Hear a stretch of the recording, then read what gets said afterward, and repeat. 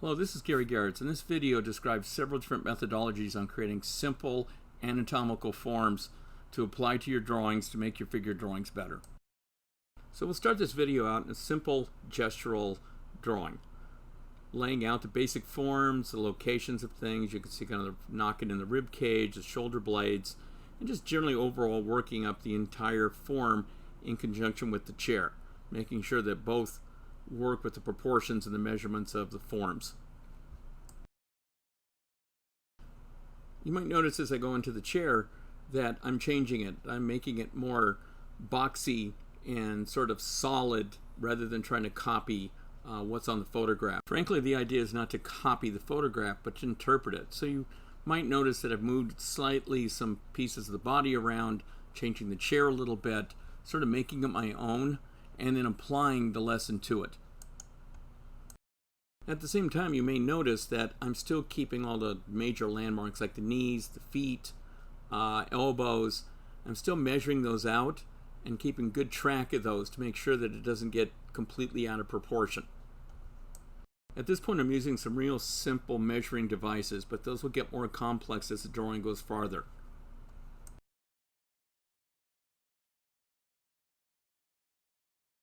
The photograph of our male model will change, and you'll see a preliminary drawing that I did before this one. Perhaps you can see the similarities, but at the same time see the differences. And again, that's not to copy it, but you can see how close a lot of those measurements and a lot of those forms are to one another.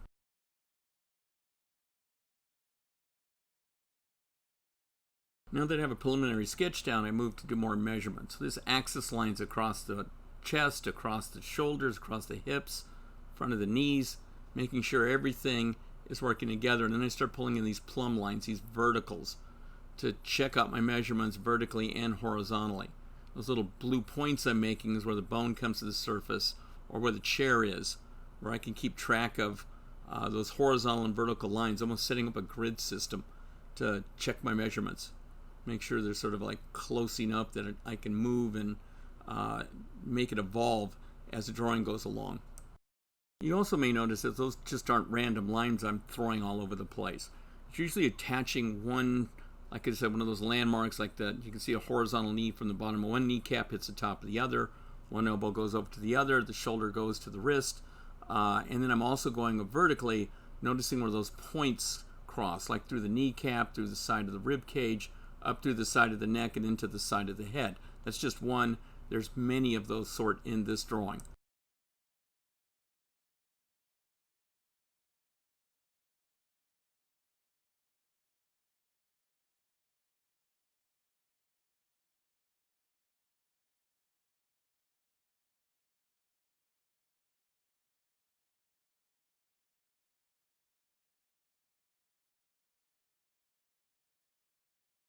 I've lightened up those interior lines for a little bit more clarity, and now I'm going back in and reinforcing the skeletal forms. Not drawing skeletons in it, but sort of changing the anatomical forms to balls and boxes and certain simple forms. So again, I understand them more rather than render them out, rather than making them too realistic that I can't get out of.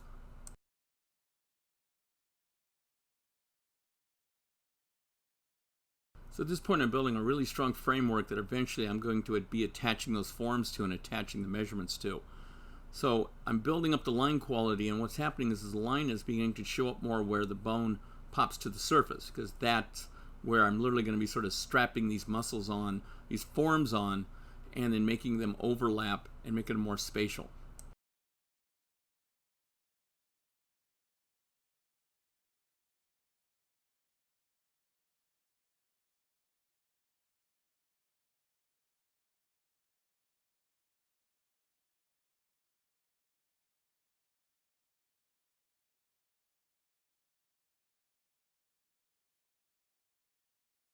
Okay, now I got a good scaffolding built onto my drawing, kind of building the face up a little bit, and now I'm going to move into more of the skeletal forms and build those up. Perhaps going a little bit deeper with the line than I should, but you'll be able to see eventually where those forms will be lining up and where I'll be accentuating them a little bit later in the drawing. One of the real important pieces that I go over to is the clavicle. It's the sort of handlebars on the top of the shoulders. You can see the axis line that goes through it too. Those bicycle handles, that clavicle there is where you're going to be attaching a lot of that form to, so you bring it up to the surface a little bit more. You can see it in this diagram as well. Now I'm getting a little bit closer. I'm going to build it up, build my line quality up, sort of show where it pops out of the body a little bit more. It's a little bit more obvious.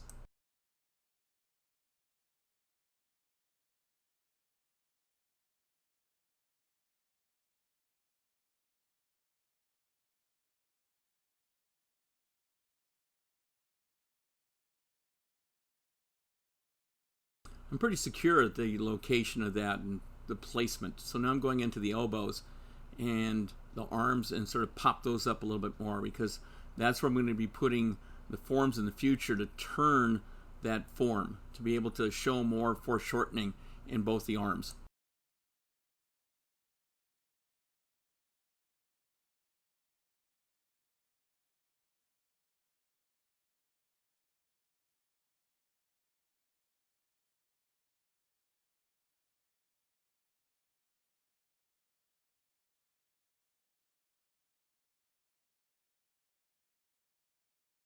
Now we turn our attentions back to the legs. And what I'm doing at this point is, again, sort of building the pelvis up, hitting the landmarks. And I'm going to be building the kneecaps up. Kneecaps are really important because they're really structurally hardcore in the fact that they're recognizable and they're very dynamic. You have the rounder circular form on the bottom and sort of the more boxy one on the top, where the top of the femur is. You can see I'm opening up that leg, reaffirming it, re-guessing at what it is, and then trying to get the idea of the foreshortening going back to the foot.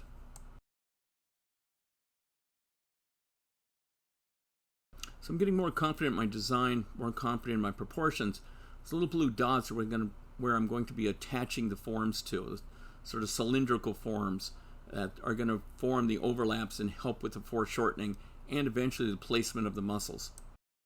We turn our attention to the other knee now, that big rounded form where the femur and the tibia sort of come together, and you can see in the two diagrams where the tendons are. So one of the things you're doing is, again, you're looking for the landmarks and changing those forms to simple ideas rather than complex anatomical stuff where you might get lost.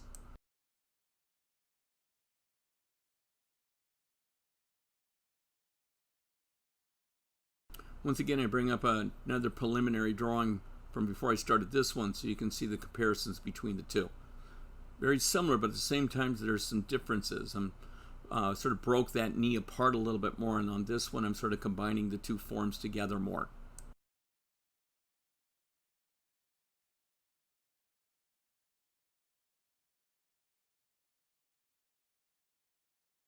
Now as we go farther and farther into this, and now that I see that the foot and the legs of the chair are beginning to sort of work in tandem, I'm going to bump up that foot a little bit and hit the structure of it to make sure that it touches the ground and it communicates with the legs of the chair. You may notice that the leg of the chair that's closest to us, I've sort of hammered on a little bit more, so the foreshortening will work and the line quality will work. It'll work in that the chair and all the legs of the chair touch the ground, as does the foot. You don't want that to be sort of floating around or not anchored to the ground for the effect. It's very unconvincing, and you may do a very nice drawing of a figure, but if the chair isn't working, then nobody's going to believe how well you did the figure.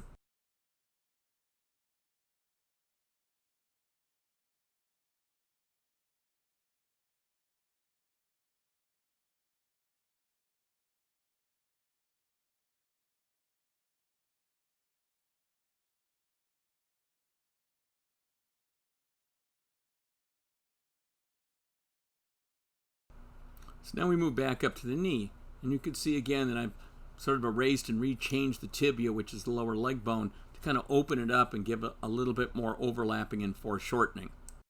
The skeletal forms are really important in that they give you the track that the anatomical muscle forms are going to follow eventually. It literally is like a rail that you can attach all your future drawing to, but you have to make sure that the angles are right and the proportions are right.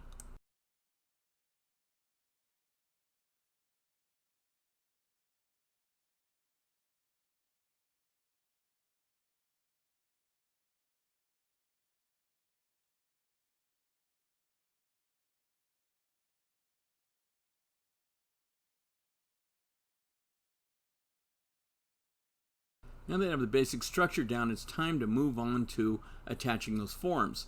And you can see almost the idea already is there. Those little dots I'm pointing to is exactly where you're going to be attaching these measurements to. You also might notice there's sort of a dynamic connect the dots. I'm not trying to make them stiff, but at the same time, I'm using straighter lines so I can get the basic measurements and check my proportions before I start to execute more fleshy, rounded form. You also may notice that those little points are where the skeleton comes to the surface. So it makes your measuring a lot easier. And the fact that those shadows or sharp reference points where the bone pokes to the surface are always going to show up. And so when you do make those sort of elemental first measurements, you're not going to be really drawing a lot of rounded forms, but mostly just, again, straight lines to get the idea of your proportions and your foreshortening. It's important to also note that the diagram on the left is rather flat, and what I'm doing is really going to be pushing those overlapping forms. But first I have to measure everything out, make sure that everything's in proportion before I execute and pitch forward into those big overlapping forms.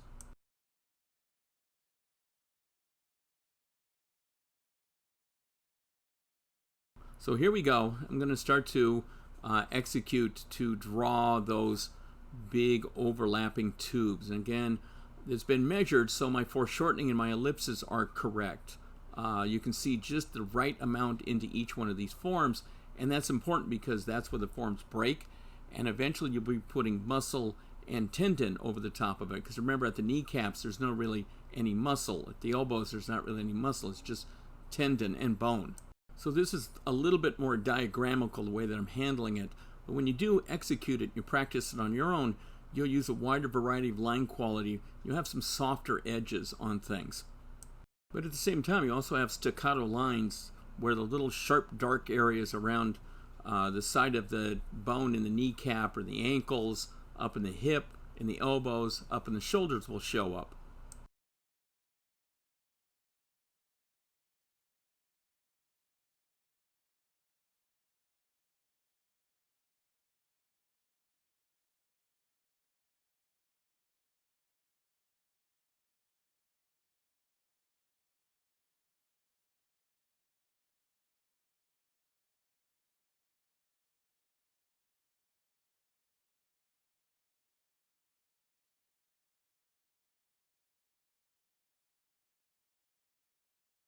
Now we turn our attention up to the upper body, and you can see I'm using the same technique, ball for the shoulders, simple tubes for the arms. Again, it's the proportions and the overlaps that is the most important thing, not so much the muscles and the anatomical information.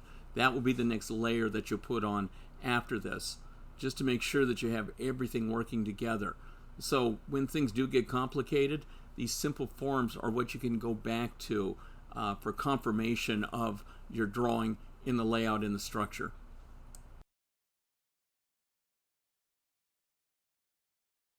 The main reason for considering this technique is the fact that if the muscle forms and the shadows and the other sort of mark making you do gets complicated, you can always go back to these very simple forms to find your coarse shadows and to find your proportions and your lighting. And of course all this goes back to eventually when you do put the muscle forms on, those more rounded organic forms, they'll relay to this information. And you can see again a preparatory drawing I made on the left hand side, sort of as an understructure that I put this on top of.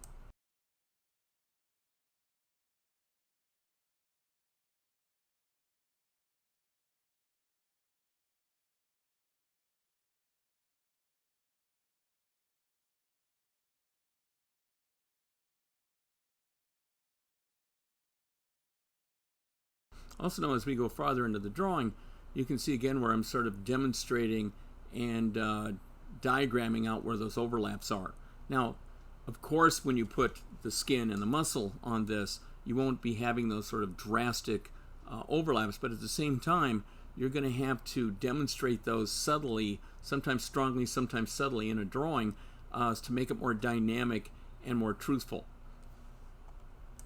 But at this point, you want to just keep the simplification there so you understand the technique and the method and how it will eventually help improve your drawing. and give you a home base to understand the form. You can see there as I put these arrows in, I'm turning the form. I'm showing the overlaps where one larger form fits into a smaller one. So I add this simple diagram of bronze limbs to the left, just so you can see eventually what's going to be put on the inside of that. I'm not really worried about putting all the muscles or the forms in at this time, because it interrupts the basic design that I'm trying to get across here.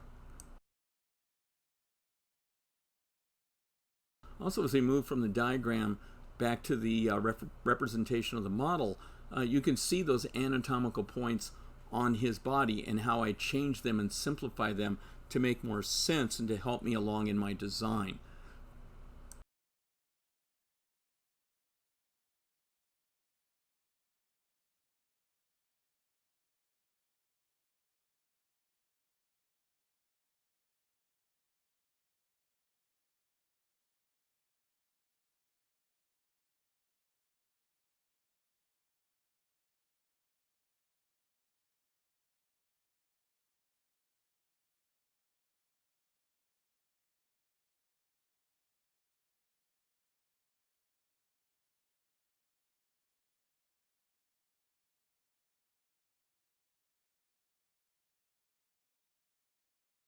Now that the heavy lifting's over and my design's pretty solid, the diagram is there. You can see the lot of the line is pretty uniform, and I would certainly change that. What I'm doing right now is just putting real subtle core shadows in, little breaks in the form where it might be a little bit more rounded. Just kind of experimenting, let my eye sort of travel over the top, getting that line of narrative from the forms. Having said that, my design is complete.